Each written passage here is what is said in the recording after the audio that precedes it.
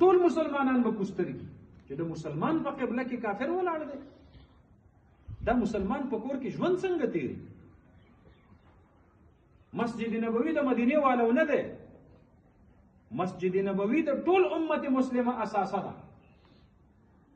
نو دغه رنګي په اسلام کې دریمه مرتبه د مسجد حرام او د مسجد نبوي نو وروسته دریمه مرتبه دا د مسجد اقصی ده، کوم چې په فلسطین کې واقع دی. دا مسجد نبوي د فلسطین، دا مسجد اقصی د فلسطینیانو نه دی، دا مسجد اقصی د امت مسلمه مسجد اقصی دی.